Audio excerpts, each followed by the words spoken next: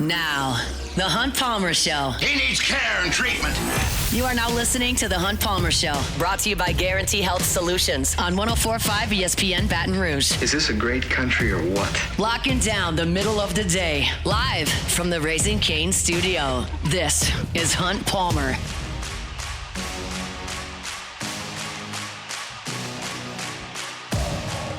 Welcome in. Hunt Palmer coming to you from the Raising Cane studio downtown in the capital city on this Monday. That means we're brought to you by Guarantee Health Solutions. Hope a work week's off to a good start. Last Monday before we get into game week.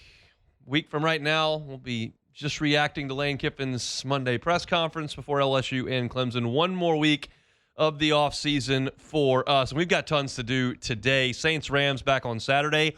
Woof.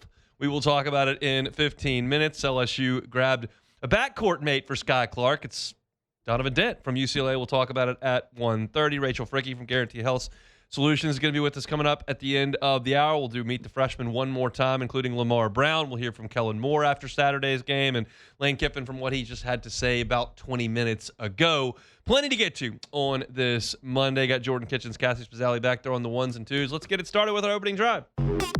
Welcome to the big league. It's time for Hunt's Opening Drive, presented by Fabry Chevrolet GMC in St. Francisville.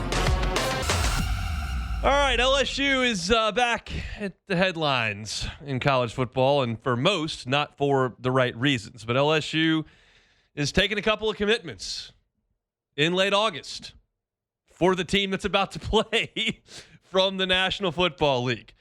Daquan Wright, tight end from Ole Miss, who has spent time with the Eagles and the Browns, and junior Tui Alamaka, who finished his career at Notre Dame last year after 4 seasons, have both publicly committed to LSU, and it's got everybody going nuts because you've got folks that are coming off the field and on the sidelines of an NFL preseason game for the Browns, and then theoretically showing up at LSU and suiting up for the Tigers to play against Clemson 2 weeks later.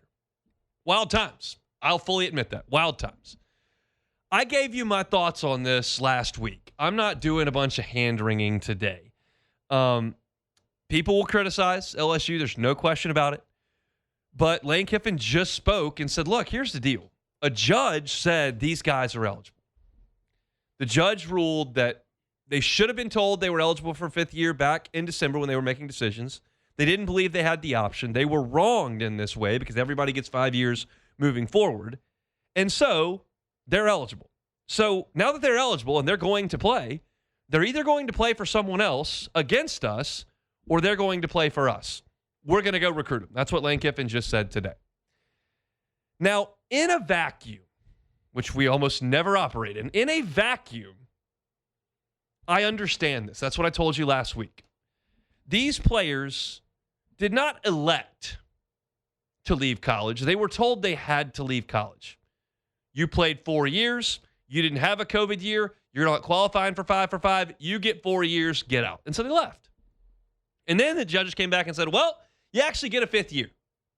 So then they came back. And moving forward, everyone gets 5 years, so we don't have this kind of miscommunication, misunderstanding, right? We fixed that. And I use air quotes because what is really fixed? But this shouldn't be an issue moving forward. So in this instance, with Junior Tui Alamaka and Daquan Wright, I think this is fine. There are some people that believe once you put pen to paper with a professional sports team, your time in college is over. You can never return. And that's their sticking point. And I'm okay if you feel that way. I don't necessarily. I think we've gotten to the point where college players make more than pro players in some circumstances. Certainly not a money thing.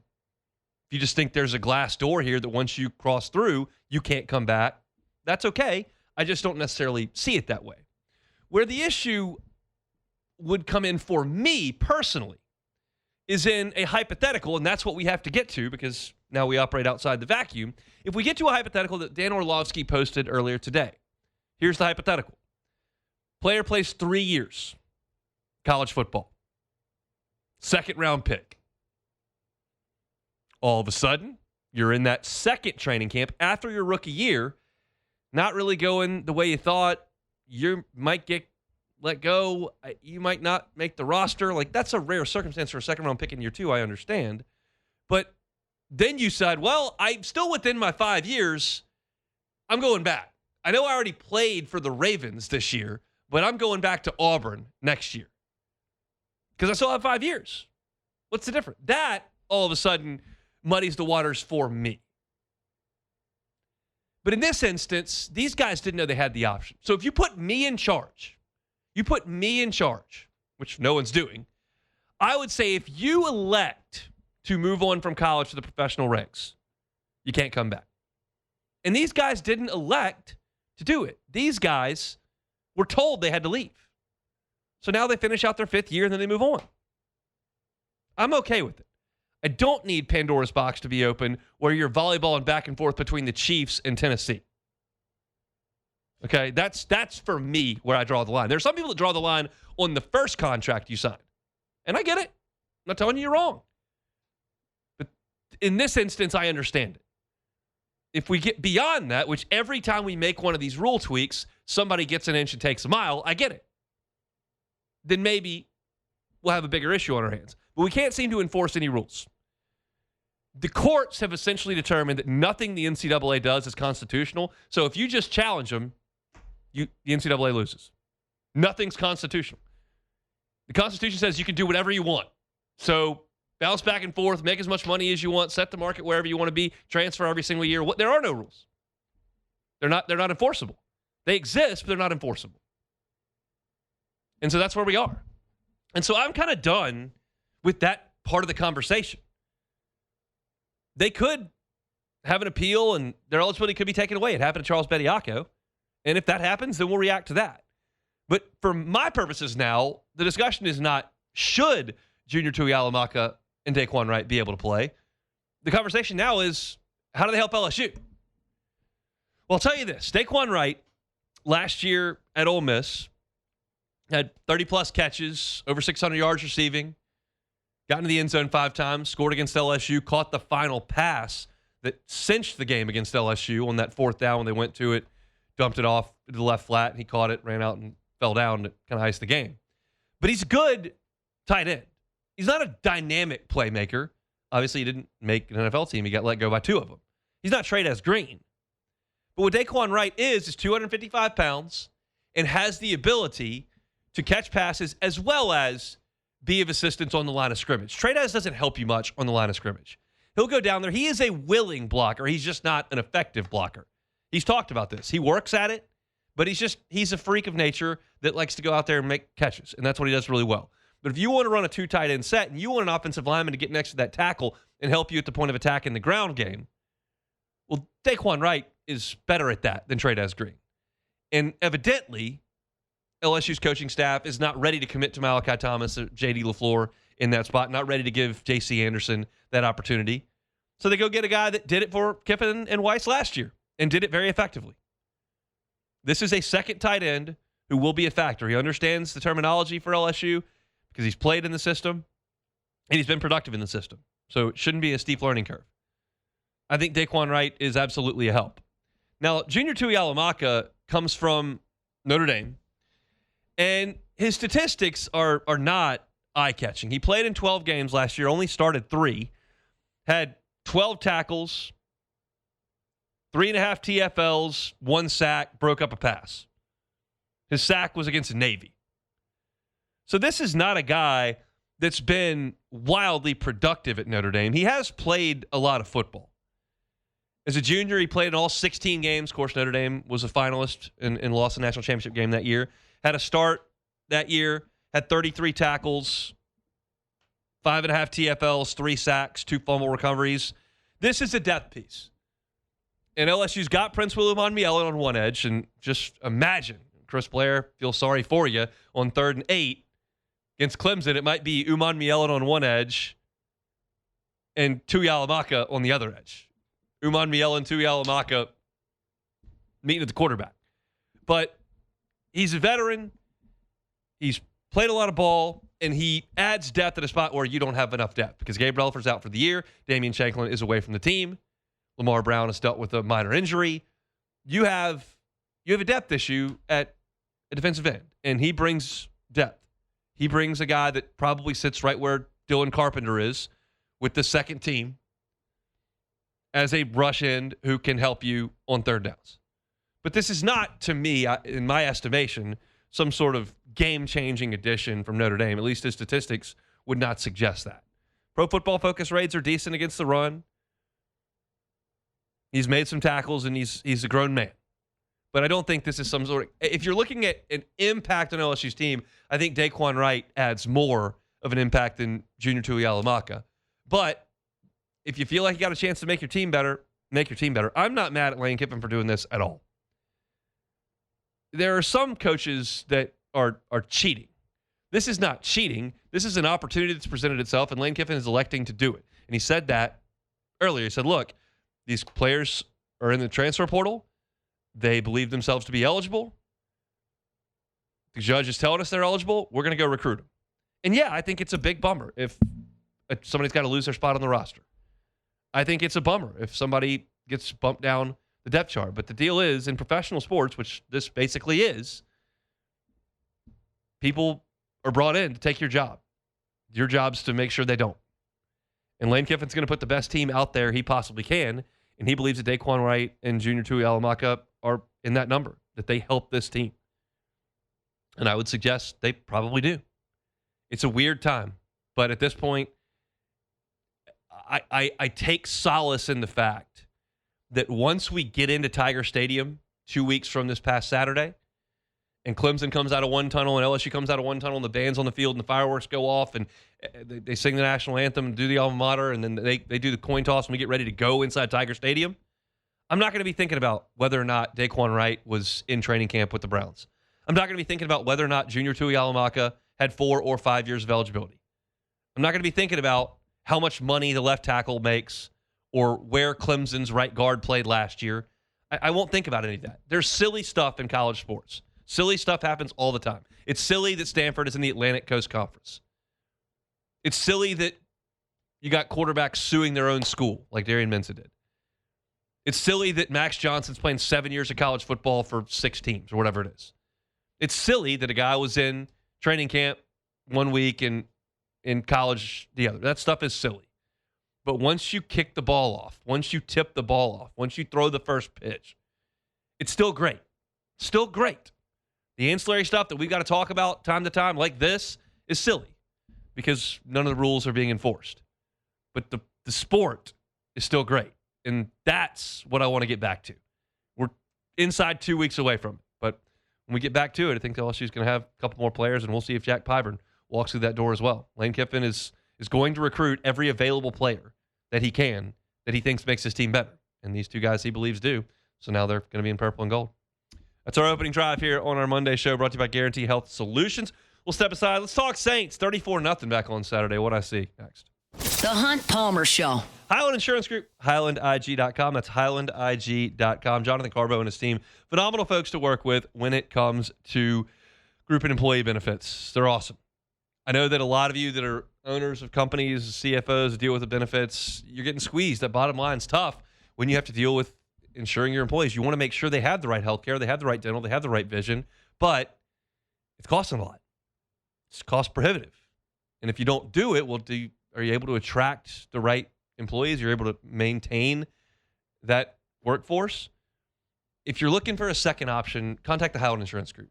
They've had a lot of success helping out local businesses with their group and employee benefits. If you've had a bad renewal or you're dreading the next one, talk to Jonathan Carbo and his team at the Highland Insurance Group. They're online at HighlandIG.com. It's HighlandIG.com. This is the Hunt Palmer Show, brought to you by Guarantee Health Solutions. Guarantee Health Solutions, guiding health care forward. GuaranteeHealth.com.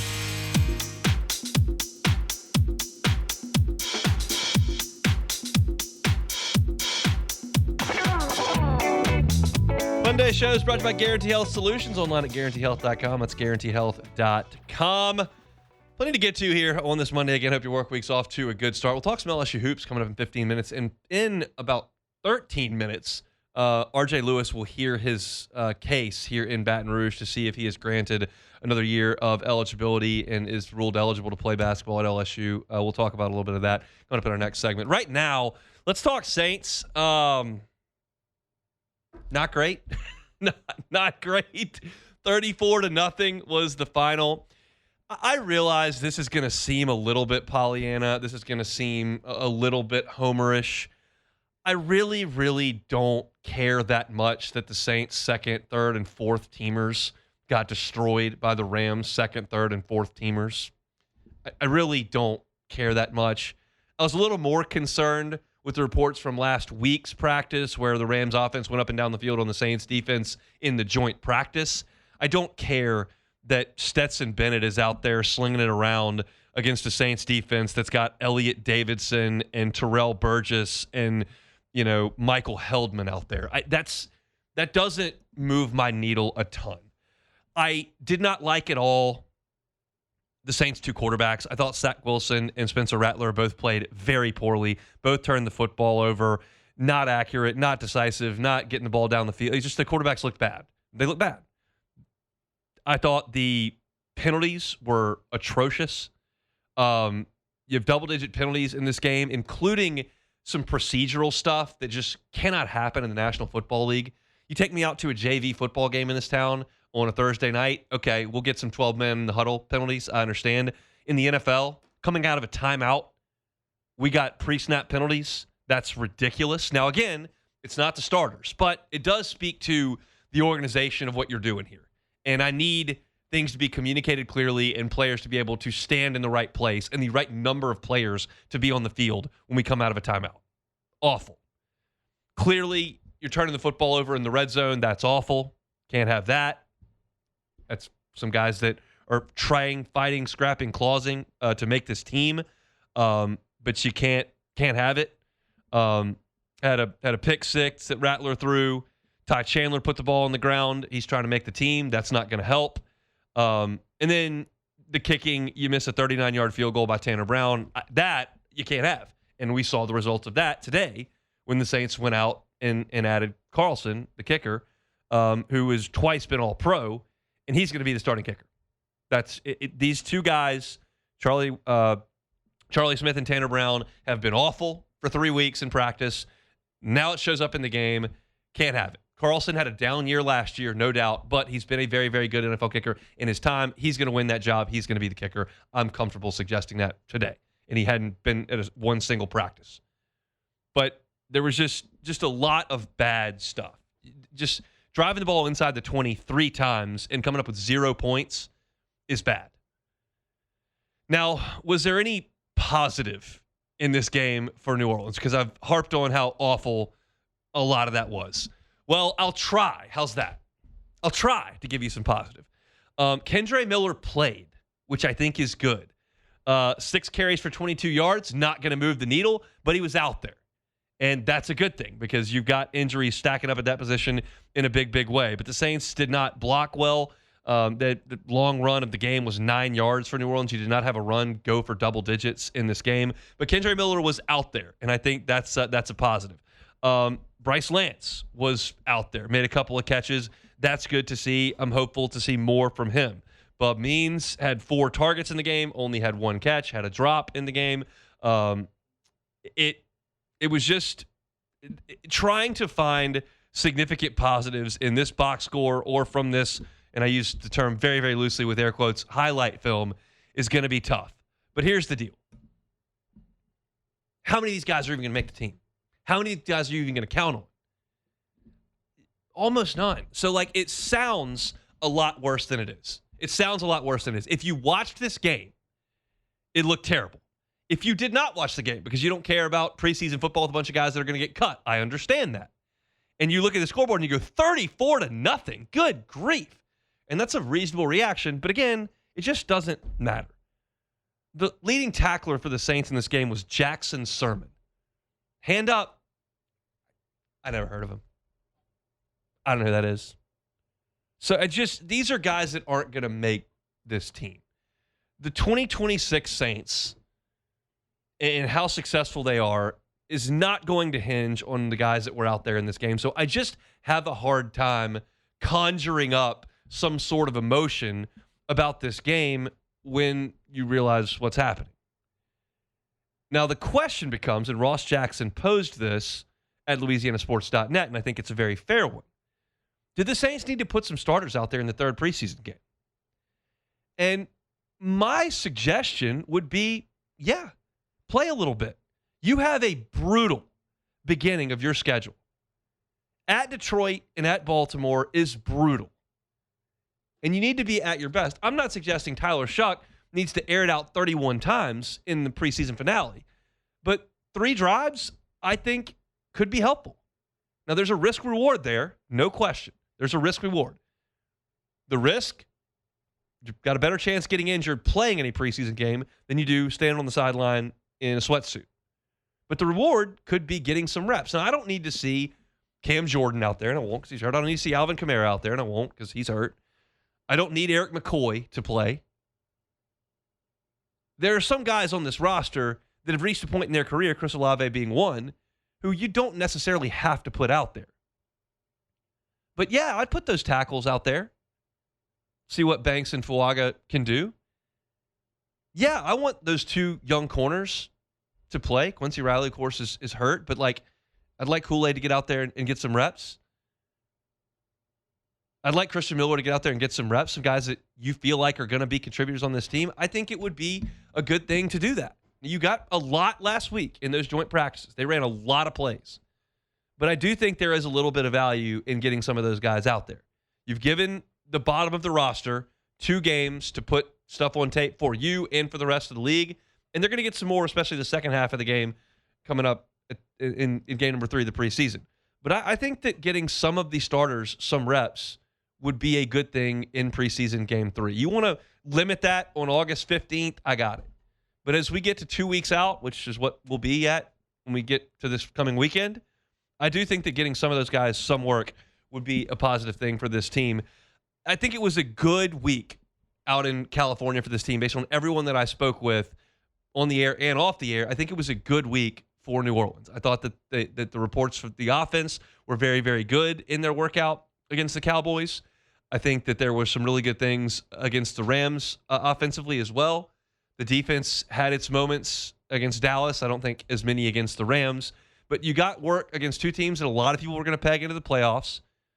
And then you sent your second and third teamers out there and got smoked by the Rams in a game that was heinous to watch on Saturday. Now, you move into the final preseason game. You get some of these starters some reps, and you get ready for the season. My excitement level for this team, my expectation level for this team is not contingent upon a 34-0 game 2 of preseason against the Rams. It's just not. I'm not going to get there. May not speak well to the depth on your team if you want to stretch it really far, but I don't care. I care about the top guys on your team, and they weren't out there. Get them out there in this next preseason game for a couple of drives, and then get ready to tackle the season. That's where I am. Saints lose 34-0 to the Rams out in L.A. Jordan, what'd you see? Sunshine and rainbows? Well, not at all. I mean, started my Saturday off at a steakhouse. I'm thinking, it's gonna be good. I got the Saints coming at 3:00. It's gonna be a good Saturday. Go home to go watch that monstrosity of a game, if you want to call it that. I mean, I was on the beach. I didn't watch it. I had to rewatch before the show.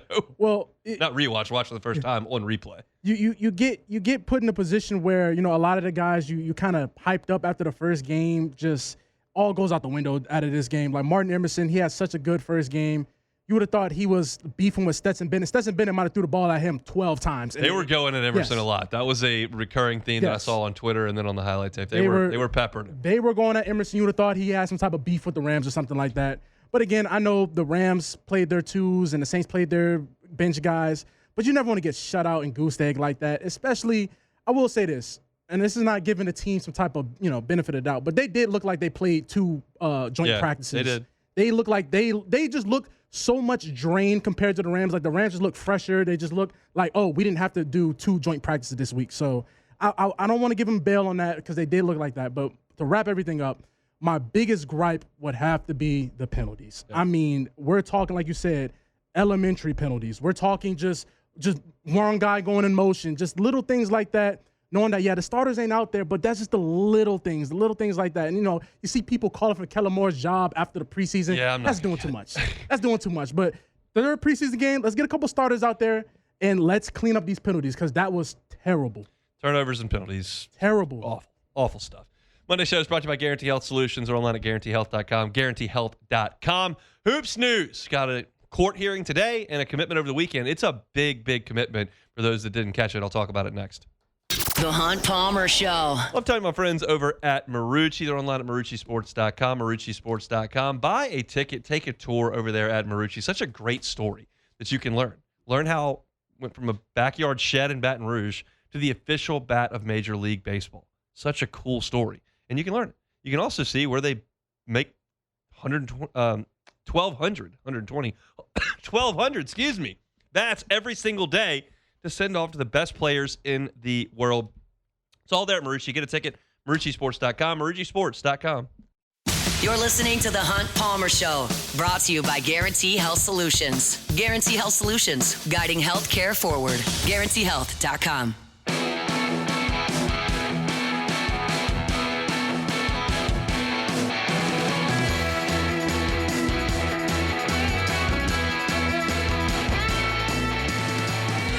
Back to school time, courtesy of our friends over at Ochsner. If you've got a young student athlete under your roof, make sure he or she is prepared with that annual sports physical, proper hydration, stretching, rest, the right protective equipment. Sports are awesome. They can help reduce stress, build confidence, and improve social skills. It's a great way for kids to stay active and engaged throughout the school year. Many Ochsner Health Centers offer primary care and pediatric services in one location. That makes it easy for families to coordinate care for everyone in the household. If you're looking for more tips on keeping your family to start the school year safe and ready to succeed, visit ochsner.org/BR. All right, basketball news today. One, just a housekeeping note. RJ Lewis, who was the Big East Player of the Year 2 years ago, will have his case heard in court today, determining whether or not he's eligible to play for LSU this coming season. Lewis has been here a lot of the summer, but the question is he eligible? Because there is a rule in place that says if you sign a professional contract, you cannot come back and play, and he signed a two-way deal with the Jazz as well as the Celtics. So you're talking about a guy who was in professional organizations last year, but did not play in the Summer League because of an injury and did not play in the G League either. He's only played in some preseason games. So this is one that I've talked about it. I don't think his case is very good because he forewent his last 2 years of college.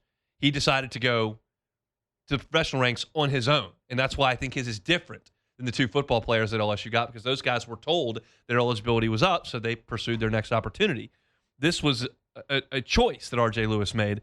I don't know how the judge is going to see it, but that case is going to be heard right this very second. 1:30, I believe, was the date on that. It might have been 2:30. I'm not 100% certain, but some news should come out about how that goes today. It may not be the final verdict because there could obviously be an appeal at some point depending on how things go today, but we'll get some information on RJ Lewis today as LSU looks to get a former Big East Player of the Year involved in their basketball program. One player that it appears will be making his appearance in Baton Rouge is Donovan Dent. If you missed this over the weekend, this is a pretty big deal. Donovan Dent played 3 seasons at New Mexico, and last year was at UCLA. He kind of blossomed into a star at New Mexico 2 years ago in 2024-2025.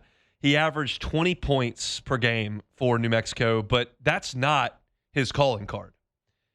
It's a great average, but the assists are what jump off the page when you talk about Donovan Dent. Last year at UCLA, Dent had 265 assists for the season. That's the second highest total in the history of UCLA basketball. If you're not aware, they've had some pretty good teams at UCLA over the years. And he had the second most assists than anyone ever at UCLA. Lonzo Ball's freshman year is the only season ever with more assists at UCLA. He had 11 games of double-digit assists. He had 2 different games where he had 15 assists. 2 times he had 15 assists in a single game. He had a triple-double against Rutgers. He had a 30-point game as well. He is the point guard on this team. No question about it. And it's a huge get for Will Wade. Now, he's not a great shooter. Last year for UCLA, he shot 25% from the three-point line. He started 2 for 22 from 3. He was better after the 2 for 22 start, but he's not a great shooter. He shot 66% from the free throw line last year, which is not very good for a point guard either. But he was third in the nation in assist-to-turnover ratio. He was third in the nation in total assists and was third in the Big Ten, incidentally, in assists as well. So he is an elite assist guy. I turn on the highlight tape of Donovan Dent, and I just see a guy that is in complete control all the time. The game looks so slow to him. He's not an explosive athlete, which is the reason why he's not on an NBA roster. He's not a great shooter. He is a very quality finisher at the rim. That's how you average 20 points per game at New Mexico. He averaged 13 points per game last year versus at UCLA. So it's not like he's just purely a passer. He's able to get where he wants to be on the floor. And one of the guys that he played with last year that he had great rapport with was Sky Clark, who's committed to LSU now as an off guard. So you look at LSU's backcourt and you add Donovan Dent, one of the best assist men in the nation, to Sky Clark, who was a lethal shooter last year for UCLA, shot over 40%. You've also got Divine Ogachukwu, who had a nice season at Michigan State last year.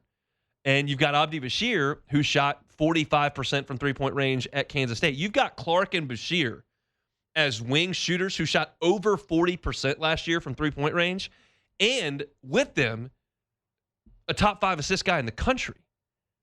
So when you talk about Dent, he's a driver by nature. He finishes the rim and creates for other players. And nothing opens up driving lanes quite as well as shooters. When you've got shooters that can space the floor, and then you've got a guy as good as this at getting into the middle of the paint and making the right decision and making the quality play, you've got a really tough team to guard.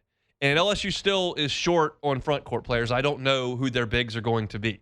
I don't know if Marcio Santos is going to be on this team. I don't know if Michael Ruzick is going to be on this team. I don't know if you're going to get Bryce Desire on this team. I'm not sure. I don't know where those eligibility issues rest. It's the first day of school today. This is the day that Will Wade said he would have his team by. He's actually got 2 more weeks because there's an add drop date that you can get guys in before, and there might be even longer if you're talking about international players who can come in and have a little bit of a waiver. So, I'm not sure when this all is finalized, but this is as impactful an addition as Will Wade has made in his early time. We'll see if Saliu Niang is on LSU's team this year. He's a really, really good athlete from Maccabi Tel Aviv, that team overseas and in Israel, and we'll see if he does make this team. But Dent is going to be on this team, I believe, unless he loses his fight for eligibility for that 5th year, which I don't know that he will.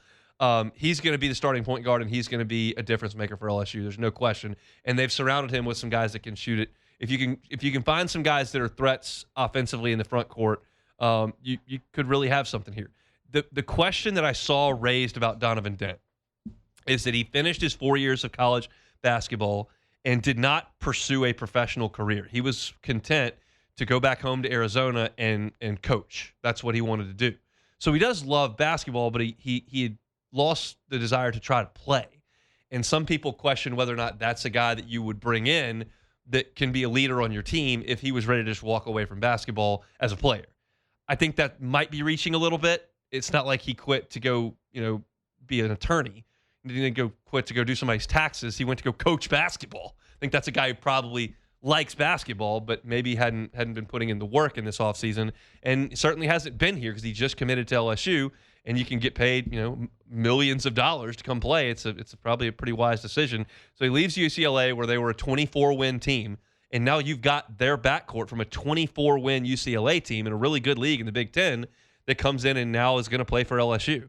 So we'll see if R.J. Lewis gets that eligibility, but Dent is a difference maker, and if he can shoot it at the level that he did at New Mexico his last year there when he shot 41% from three. It was a low number of threes. He only shot 66 threes that year, so he wasn't a high-volume shooter, but he shot them at a pretty good clip.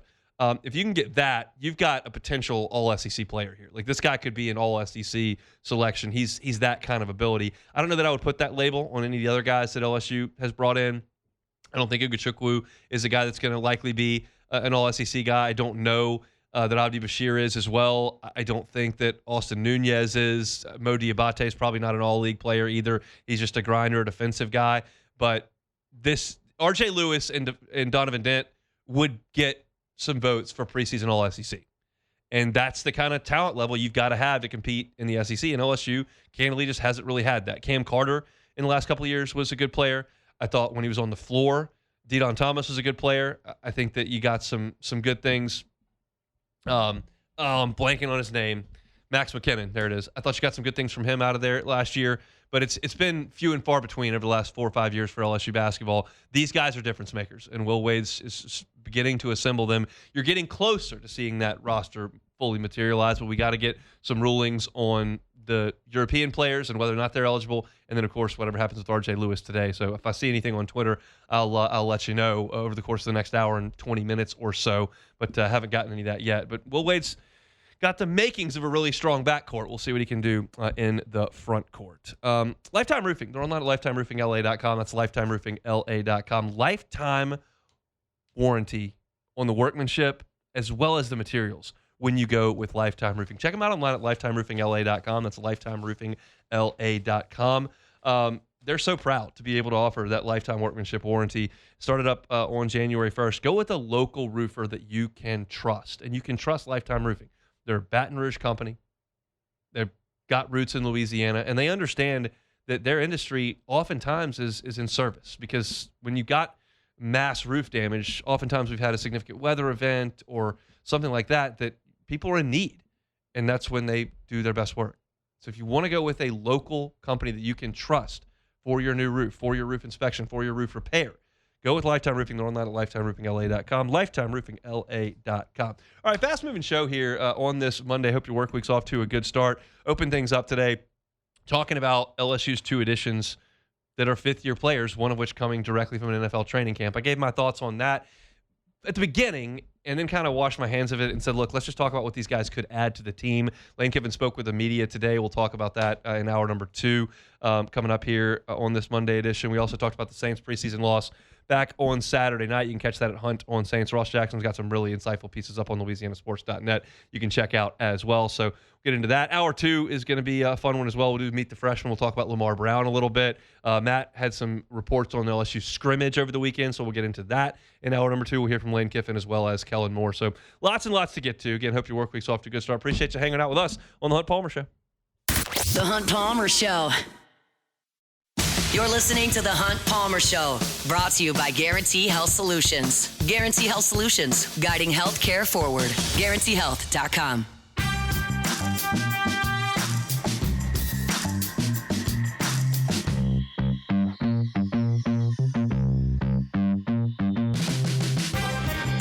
Hour number 1 here on a Monday edition of The Hunt Palmer Show. Appreciate y'all hanging out with us. As you well know, our Monday show is brought to you by Guarantee Health Solutions. They're online at GuaranteeHealth.com. And Rachel Fricke with Guarantee Health Solutions, good enough to give us a little bit of time here on this Monday. How are you? I'm great, Hunt. Thanks for having me. Give us an intro to Guarantee Health Solutions. Y'all have not been around too long, but are making things happen. We are moving right along. So Guarantee Health Solutions was founded just last year, back in July, and then we officially kicked off in October. But we are hitting the ground running as a fractional C-suite organization for healthcare organizations. And so if your organization is needing operations, marketing, strategy, wherever you're having gaps, we're going to come in and really fill those gaps. I know when we talked, you mentioned that this is kind of something that's coming out of a personal experience for you in the healthcare system when you didn't feel like it was the experience that you would have liked to have. Can you kind of dig deeper on that for us? Happy to. So I actually grew up, I would say, in the healthcare system, so to speak. My mother was born with cerebral palsy. And so, grew up going to physical therapy with her, any appointments, surgeries, things like that. And then as an adult, I had a hospitality background, worked for Hilton and Marriott, and was able to go, she had a terminal cancer journey. And so I was able to walk through that journey with her through the lens of hospitality, and just saw how healthcare was so transactional and not intentional. And so really that is our purpose, is we are working with organizations to make meaningful moments for patients, meeting them where they are, not stop copying and pasting care. And so we really work with these individuals to build these customized communication frameworks, delivery models, things like that. Can you kind of walk us through what a partnership looks like with somebody that joins forces with y'all? Yes, and it also makes us very different, Hunt. So we typically, if you partner with a consultant, they're going to walk into your practice and they're going to tell you exactly what you need to fix day one. Where we actually come in and through our partnerships, we do assessment phase. So we call it the 90-day GHS Foundation, where we become one with you. We understand your mission, your vision, your values, and really identify through the assessment period your needs and gaps and pain points. And then next we step into a prioritization roadmap, because through our assessment and all the findings, it becomes very overwhelming. And so that strategy phase where we prioritize our findings, and then we move into an execution phase with you. We just had a conversation this week with health system. The last thing anyone wants is for us to hand them a binder and wish them luck, right? So we really stay with them through every phase. Rachel Fricke is our guest here with Guarantee Health Solutions. They bring you our Monday shows each and every week. I've talked to you in the past about just the wide variety of things that y'all do and the wide variety of healthcare systems that you impact. It goes from hospitals to urgent cares, dental practices. Is there something that y'all seen more of recently? Specialty practices, so we love working with health systems, hospitals, ERs. I would say specialty practices, ambulatory has been really great to work with them in building out what makes them different from their competitors. And then also patient access, front office operations. I would say if you speak to any operator, they say the front desk is a pretty major pain point. Yes. And we love the front desk. They're your first and your last impression. They're the heartbeat of the clinic. And so we have really enjoyed that area. I'll let you brag on your team. I know y'all have got a ton of experience and have put together such an awesome group over there. Yes, I have Kyron Miner, our director of marketing. We have Vanessa Barnett, director of patient experience. We have Brandy Jobs, who's our VP of strategic partnerships. And just a quick overhead of that is we have managed over 1 million patient visits a year, 23 joint venture health system partnerships across 12 states. So we do bring so much experience to the table. Tell me how people can get involved with Guarantee Health Solutions that are maybe hearing you for the first time here. Please call 225-290-7534, and that will actually reach me directly. I love to take those calls personally, or you can visit www.guaranteehealth.com. Thank you so much for your time. We certainly appreciate it. Thanks, hon. I appreciate it. That is Rachel Fricke here with Guarantee Health Solutions. Again, you can find them online at guaranteehealth.com. That's guaranteehealth.com. They bring you our Monday shows each and every week. I want to remind you about Swing Easy Golf Club here in Baton Rouge. They're online at swingeasygcbr.com. That's swingeasygcbr.com. Looking to play some golf this weekend? Get on by Swing Easy Golf Club. It's 1,000 degrees outside. We know that. Rain happens quite often. We know that. So if you're looking for maybe an indoor option, go check them out. It's Swing Easy Golf Club here in Baton Rouge. Got Pebble Beach, got Cypress Point, we give that green jacket out. They got that one on there as well. You can check them out there. They're on Segan at Perkins. It's Swing Easy Golf Club in Baton Rouge. They're online at swingeasygcbr.com. Swing Easy Golf Club in Baton Rouge, swingeasygcbr.com. Really appreciate Rachel for coming by and giving us a little bit of time here on this Monday. She's online at guaranteehealth.com, Guarantee Health Solutions. They're such an awesome company that has been such an impact here for us in the Guarantee family. And they're gracious with their time here on a Monday, so certainly do appreciate her. Again, it's been a fast-moving hour number one here. Done a lot of talking about LSU football, a lot of Saints, LSU basketball as well. And we've heard from Lane Kiffin earlier today, and that's where I started the show today, just to kind of revisit that. He took a lot of questions today about the additions of Junior, just got to get this, Junior Tui Alamaka. I can't get that one off the top of my head just yet. I do have to read it on the screen, and then I can say it. But he got Junior Tui Alamaka and then Daquan Wright as well. Took a lot of questions on that and essentially just said, look, I'm here to be the head coach at LSU. I'm here to win games for LSU. I'm here to do the right thing and to be to get the best team on the field I possibly can. These guys have been ruled eligible by a court, and so you can look at them and say, hey, they're eligible, and if I don't get them, somebody else is going to get them, so might as well bring them in. And that's the attitude he has taken, and I don't think there's anything significantly wrong with that. I think that he's right on the money doing that. Do I think it's the greatest precedent in the world to set? You can have your quibbles with that, and I have no issue with that whatsoever. But I think that Lane Kiffin's certainly not breaking the rules. This is just an opportunity that's been presented to him. He called it a unique set of circumstances. And now all of a sudden you can bring it in and get these guys on the field. And Tui Alamaka helps you out on the edge. And then you've got Prince William Mielon on the other edge. You've got some guys that are veterans from a pass rushing perspective. And Daquan Wright, brings you something in the tight end room that you may not have necessarily had, which is a more versatile tight end opposite Trey'Dez Green. He's more physical than Trey'Dez Green. He's not going to be able to do the things Trey'Dez does in the passing game, but he did have over 600 yards last year. He did have multiple touchdowns, scored a touchdown against LSU. So you bring that guy in to be a help to your tackles in the blocking perspective and to add some versatility to your tight end group. And I understand the people that are quibbling with the fact that he was there from a professional perspective.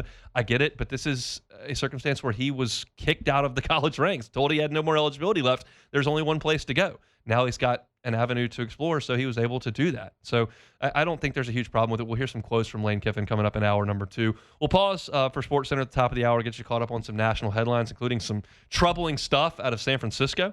And then we will come back with hour number 2. It's a Monday edition of the Hunt Palmer Show, brought to you by Guarantee Health Solutions. Remember, you can get them online at guaranteehealth.com. The Hunt Palmer Show. Fabry Chevrolet GMC online at fabrychevrolet.com. That's fabrychevrolet.com. Looking for a truck? Fabry Chevrolet is an awesome place to get one. Get a 2026 Chevy Silverado 1500, 0% APR financing for 5 years, plus no monthly payments for 90 days, now until August 31st. That has not changed. It's been that way for 2 months, and you can get on by and see them today on Highway 61 in St. Francisville. Looking for a 2026 GMC Sierra 1500. They got 2.9 APR financing for 72 months, plus an additional $1,500 in allowance. That's now until August 31st. Great selection of pre-owned vehicles as well that'll fit any budget for you. Look, if you're looking for a pre-owned vehicle, looking for a new vehicle, Fabry Chevrolet GMC needs to be your stop. You can see the entire inventory online at fabrychevrolet.com. So you can search by make and model, you can search by year, you can search by mileage, all that right at your fingertips. And then go by and see them and get that great customer service the Fabry family has offered Baton Rouge for 35 years. It's Fabry Chevrolet GMC online at fabrychevrolet.com.